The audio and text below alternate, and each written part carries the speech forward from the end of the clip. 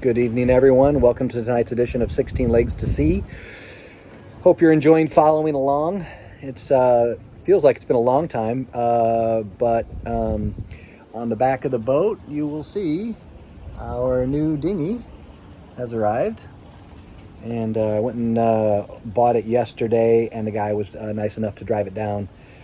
And we put it at the public launch about a mile and a half, and then I ran it over, and then we got it up onto the swim platform, which worked really well. It had a couple of issues when we were in Lake Okeechobee. Just one of the safety latches wasn't latching properly, which we were able to manually do. This time it did it automatically. So I guess improvement, which is good to see. We are still waiting on parts and boat repairs, which we're hoping will be early part of next week.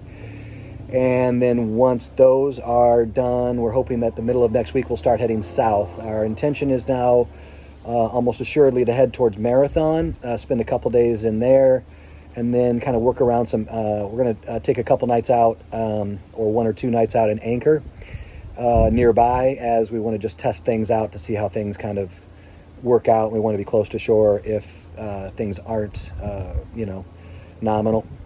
And that'll allow us to get some confidence and a little bit of experience under our belt. And as my wife said, the only way that you're going to figure it out is by doing it. And so some of this is new, and some of this is, stuff that we've researched a ton, but not necessarily done at the level that we're going to be doing it. So we're pretty excited about that. We're making some pretty good plans, I think. So once we get to Marathon, we'll move on to Key West, and then, hopefully out to the Dry Tortugas is the plan. Wave report's looking pretty good for middle of next week, so we're hopefully, if we can get the boat right, get the windlass fixed, and get our head stuff finally finished off. We're just going to replace the duckbill valves and stuff like that. We should be hauling the mail. Everybody is doing really well. We're having a really good time. We're seeing quite a bit of grandma and grandpa, lots of masks and social distancing with them, of course. Making sure that everybody stays safe. I hope you're all staying safe in the waning days and months of this virus. Hopefully we can get everybody vaccinated quickly. I know that's something that's on everybody's mind. Part of the reason why we did this is kind of to get away from the virus, and it has served that purpose. The beaches. So there's a lot of red tide here. So that's a bacteria that's caused by algae that kills fish in the water, and it's called a red tide. And you really can't swim in it in the beaches, and it smells awful, and it gives you a cough in your throat, like a tickle right in your throat. You hear everybody just coughing, which is just a terrible sound. And when you consider the virus, it sounds exactly like a dry cough, but it's not. It's just these red tides. We've got buzzards that just fly over all day long, looking for dead fish and swooping in, and they're just constantly flying. They're actually a pretty bird in the air as they glide really gracefully and everything like that. But it's just sometimes the smell is really awful, and sometimes it makes you cough, and you get to the beach and just start coughing just instantly. I noticed it at Fort Myers, and it's certainly down here in Marco Island as well. Lake Okeechobee, interestingly, is where they are growing a specific kind of seagrass that will have bacteria in it that will actually eat the red tide, which is called, I believe, a blue tide.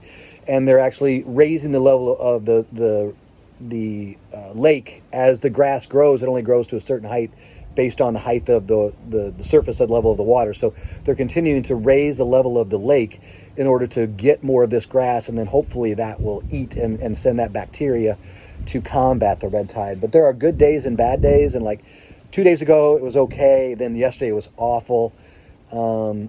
Today's been not a good day.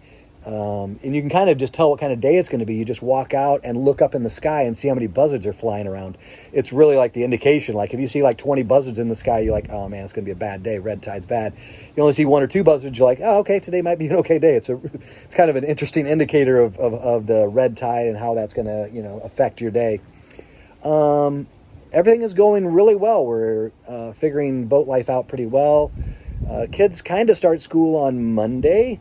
We'll be doing some part-timing and checking in when we can, when we have Wi-Fi. The Wi-Fi in the marinas isn't the greatest, as always. So whether we'll be able to, do full education or not, we'll see. but we knew that going in, and we talked to the teachers, and we got everybody squared away, and we're going to, make part of this adventure, the real education, and life expanding horizons, things like that.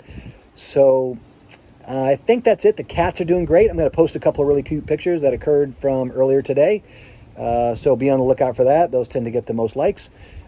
And I understand why, because they're pretty cute. And I can understand why they get all the likes. So anyways, this has been an update of 16 Legs to See. Oh, it's cold. It's like 55 degrees right now, on its way to 48. So I'm shivering a little bit. So if the camera is shaking, that's why, because I'm cold.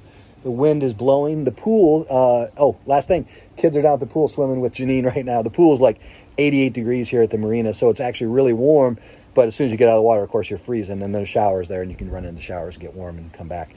But anyway, so yes, this has been another edition of 16 Legs to See. I will actually close it out. I hope wherever this finds you, you are well. Take care, and keep following along. Thanks.